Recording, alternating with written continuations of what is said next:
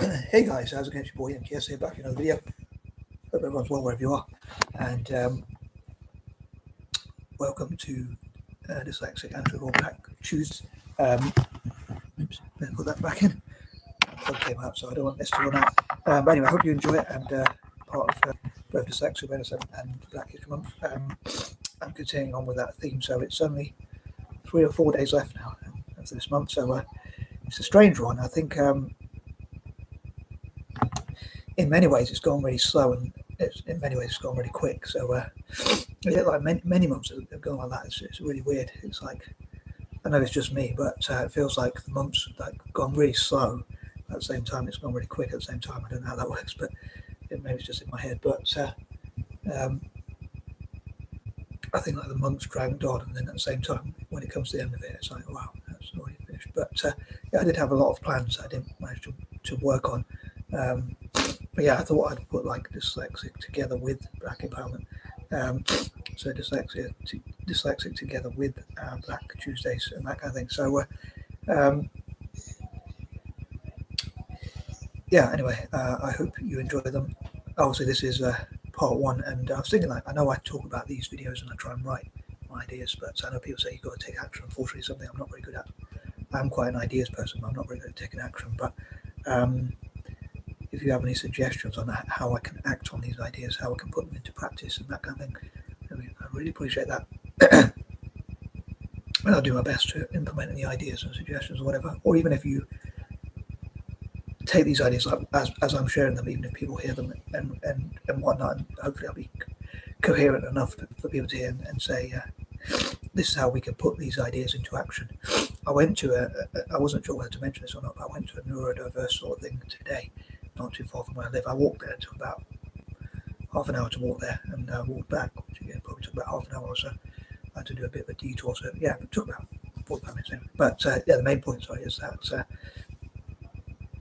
I was a bit shy to talk about some of my ideas. I did kind of mention about investing when I talk about work, but yeah, people saying like, oh, you've got to have some. Oh, I suppose you do have to have an income. Someone mentioned Bitcoin, but I'm a bit worried about that. I know investment is a risk, but anyway, as I normally do, I'm gonna try and focus on.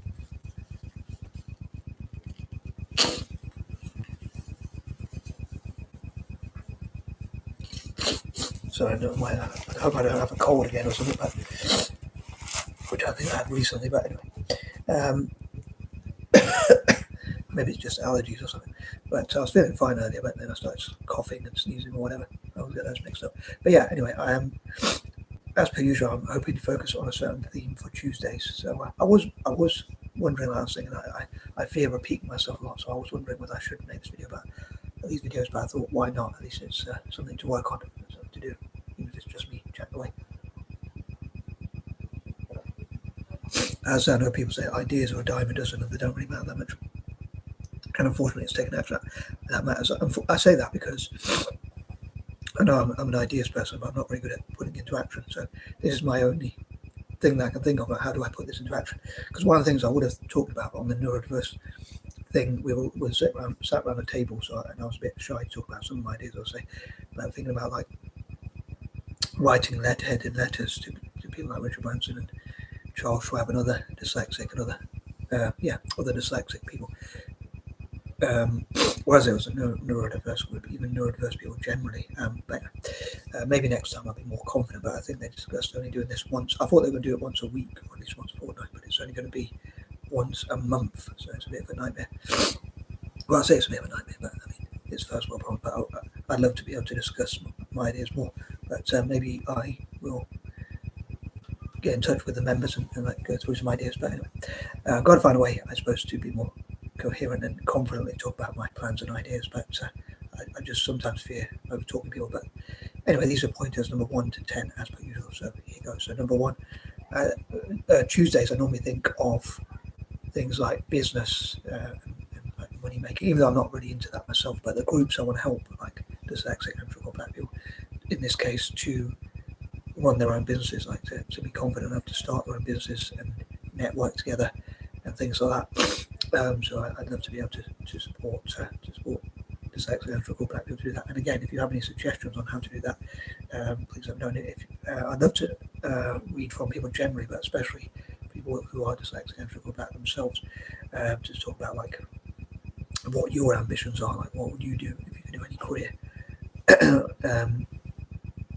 Or would you love to set up your own business, and could something give you the confidence to do that? I think it would be interesting to find all those points. Shame I don't have my Facebook, so I hope they give me that back, because all the stuff I've covered on there, I'd be disappointed to lose it, but it is what it is, I guess. First of all, probably you might say, but I have this strange habit which I have to talk about, which is like about keeping things that I've mentioned before. But anyway, moving on. Number 2, I also think of like on Mondays and Tuesdays, actually, I think of money making, banking,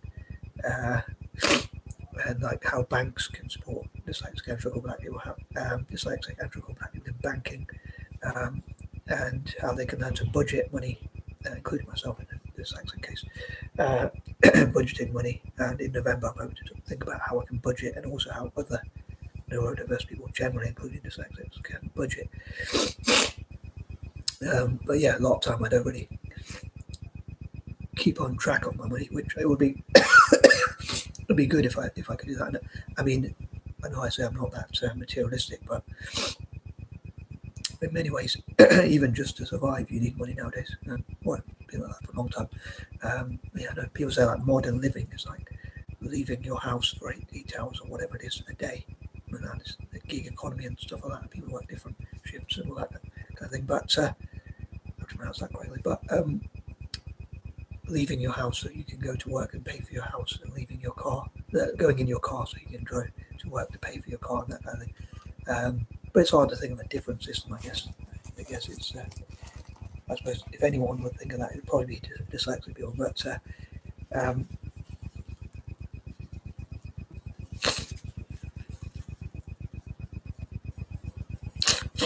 sorry, I guess you just need money, even just to survive. Excuse me. So my financial goals would be just to have enough money to live on, and not to force anyone to give me money or whatever, not to earn benefits or whatever, I wouldn't want to. I wouldn't want a regular job, but I wouldn't want to steal or be on benefits either, or whatever. That's I know I am at the moment, but I'd love to invest just so I can be financially independent, so no one's forced to give me money. And talking about freedom as well. Moving on to point number 3. So yeah, I think of like business, banking, how to be financially empowered and that kind of thing, and making money, or helping dyslexic and struggling black people to make money. Although I'd love for dyslexics to become philanthropists, but then again, I guess you could still have a certain amount of money and be a philanthropist at the same time. But I also talked before about how I'd love for dyslexic and struggling black people and other minorities to be tax exempt and that kind of thing, pay the most amount of taxes. Even like maybe even being, ideally, I would love for us to be able to pay 0 taxes, whether that's income tax, VAT, or whatever other taxes are, including stealth taxes. And also another thing I think of for Tuesdays is like technology, TV technology. So I'd love to support dyslexic and black people in tech, especially in Africa and Australasia. Again, sorry, I know I do repeat those ideas a lot, but again, I'd love to read and hear people's suggestions on how dyslexic and struggling black people could be supported in tech and be taught tech teaching and training. What are the best ways to learn? I'm not the biggest fan of like academia, but I mean, it's a difficult one to know. Like, where do you learn all this stuff like about tech, like AI, app building, and things like that? Maybe dyslexic people and struggling black people in those areas could teach others. Fortunately, this year I've got to admit, obviously, you can probably tell, I haven't really managed to put my ideas into practice as per usual. I know I've discussed them on these videos, but I'd love to go to the next stage of putting them into practice.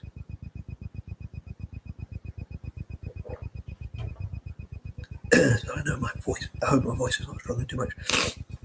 I mean, I hope my voice is clear enough, but yeah, I think it'll be good at least to start the discussion. I guess let's get things started. And it starts with an idea and a vision, and then, and I know it's, again, something I'm not particularly good at, but many dyslexic and struggling black people are, which is putting into practice all that kind of thing, taking action, all that. Excuse me, all that kind of stuff. So yeah, I'd love to know how we can get more dyslexic and struggling black people into business, entrepreneurship, all that. I think banking, tech, and whatnot, and how can businesses, banks, tech companies, or whatever help dyslexic and struggling black people themselves as well, and help dyslexic and struggling black people to help themselves, especially in October. Again, I would have loved to have put it into practice, but maybe next year, I guess, for October. For dyslexia projects, I'd love to focus on in December as well, like dyslexia December, and that kind of thing. But yeah, things like even politicians and councillors could help with like giving tax cuts, or funding.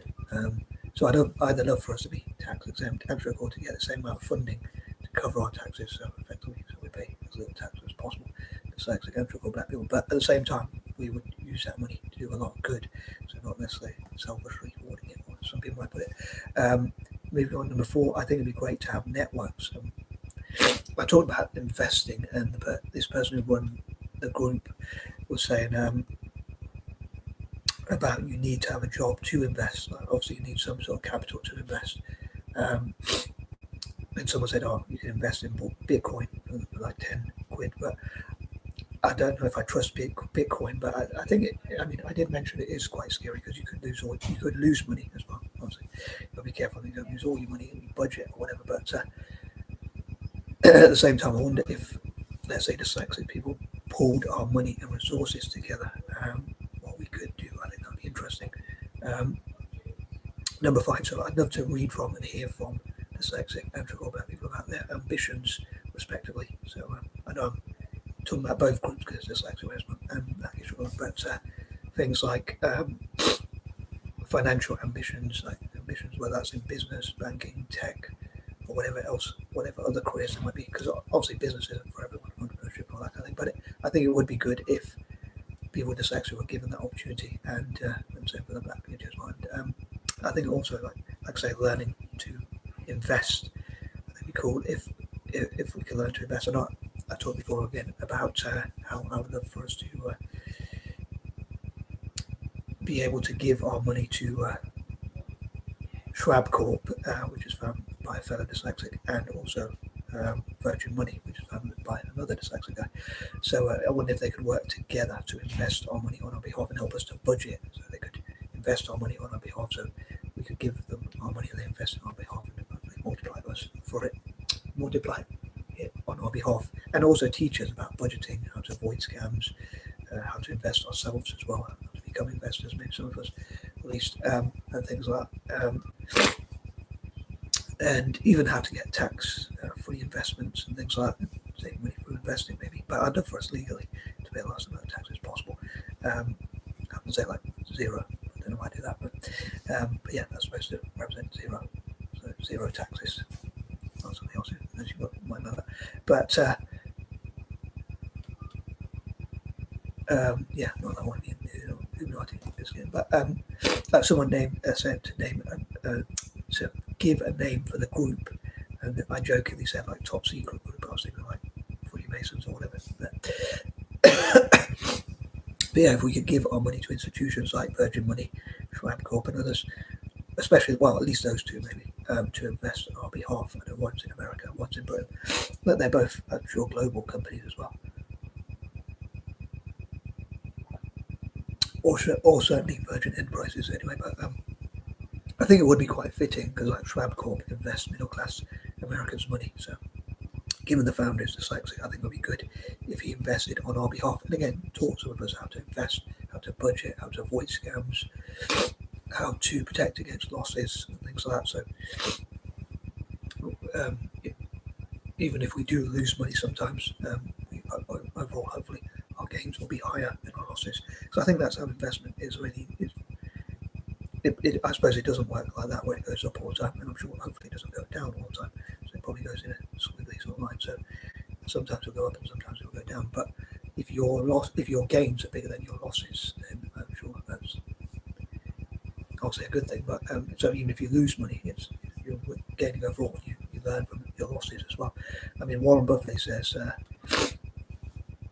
rule number 1, don't lose money. And rule number 2, don't forget the first. But I disagree with that. I think like if you set up a business or even if you invest, when you start, I'm sure you lose money, because if you think about when you run a business before you've made any sales, you're probably going to have to spend some money. I suppose you could sell things you no longer need, but you're probably going to make some sort of loss, even if you hire a premises or build a website, whatever, or pay for a website, especially. But especially if you have a premises, that costs even more. But you might start with a website and keep your costs low, but I'm sure you lose money when you first start, when you invest in something, because you're putting money in, but also over time, preferably as soon as possible, because I'm not the most patient in my case, but you make it back. But yeah, maybe being taught how to avoid scams and things like that. Number 6, working as hard as necessary. I'm not a big fan of hard work, as I often say, but I suppose sometimes it's necessary, as the Scots apparently would say, like needs must.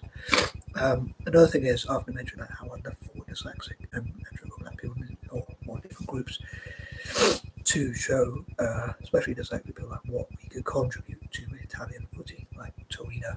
I'm thinking of Torino because it begins with T and it's Tuesday. But yeah, teams like Roma and Torino and other Italian teams. And number 7, same for Celtic. And I often say like many hands make light work. So I think if we work together, hopefully we can achieve a lot more. And pooling our money and resources together and our knowledge, hopefully will make life easier rather than harder. Someone mentioned to me once, like about when I said about network for dyslexics in the movie industry, he said that sounds like too much hard work to me, but I would have thought it'd been easier if you build a network. Famous last words. But sometimes I think maybe that's too good to be true. Like it can be easy, but I like things to be nice and easy. If I'm honest, as I often say. But if you were going to move a table or do a task normally, if you do something, it's easier if you do it as a group, as a team, and that kind of thing. So teamwork Tuesdays, I guess, and Thursdays, I guess. So it's teamwork makes the dream work, as they say. And building robots like AI and all that kind of thing, robotics, hopefully they can make life easier, which I talked about in the past. I don't want to go into too much detail now because I've talked about them already. But also in the future I hope to cover videos on Celtic, which I would like to do, but I wanted to focus more on dyslexic and black empowerment, as I say. Dyslexic Awareness Month and Black History Month, I was thinking of like a theme of empowerment and that kind of thing. Number 8, I often mention as well like how dyslexic and black people have something in common, because or a few things in common, like we face discrimination because of our differences, like different thinking or difference in appearance or whatever, respectively, and also like the statistics of how many of us are out of work or struggling with work or whatever it might be. But yeah, I suppose trying to get out of victim mode to believe we can be victorious. I think that would be pretty cool, and hopefully seeing the positive sides of dyslexia. And I think there's a lot of positives again in networking together. I would say many hands make light work, but working as hard as necessary and as smart as possible. And if you can find an easier way to do it, I think that's pretty cool. But I imagine pretty much everyone in the world has had to work hard at some point, unfortunately. I'd say, unfortunately, as someone who is a bit allergic to hard work, if I'm honest. A lot of time, I think, like if I make a video like this, like about, let's say, if I make one about dyslexic billionaires or whatever, I think